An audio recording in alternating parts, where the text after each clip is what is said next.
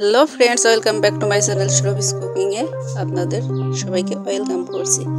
আজকে আমি আপনাদের সঙ্গে শেয়ার করব ডিম আর দুধের লাচ্ছি।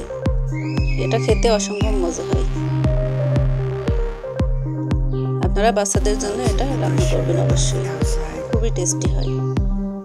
প্রথমে একটা আমি বোল নিয়ে নিলাম। এবার আমি 2টা ডিম ভেঙে নেব। আমি আজকে 2টা ডিম দিয়ে লাচ্ছি তৈরি করছি, আপনারা একটা দিয়েও করতে পারেন, সমস্যা নাই। 2টা ডিম নিয়ে নিয়েছি। এবার খুব ভালো করে ফেটিয়ে নিতে হবে। আমি একটি কাঁটা চামচের সাহায্যে ফেটিয়ে নিচ্ছি।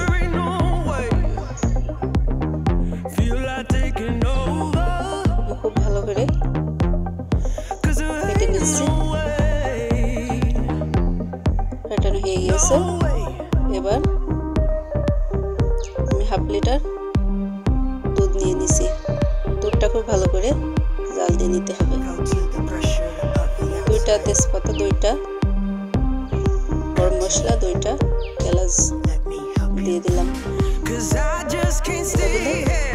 ফ্লেভারটা বাড়ে। এবার আমি 1 কাপ চিনি দিয়ে দিলাম।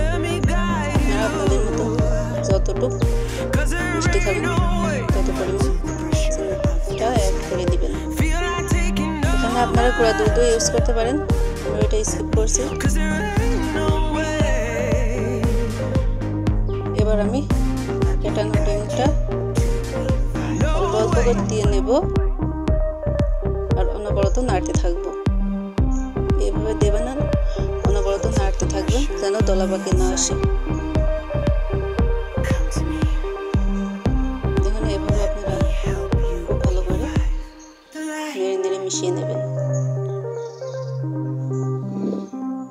আর মেশানো হয়ে গেছে। এবার আরেকটু জাল করে নামিয়ে নেব। আমি একটু লবণ অ্যাড করে দিলাম। লবণ দিলে মিষ্টিটা একটু গাঢ় হয়, সেই কারণে। আর প্রায় রান্না হয়ে গেছে। এবার আমি নামিয়ে পরিবেশন করে দেখাবো।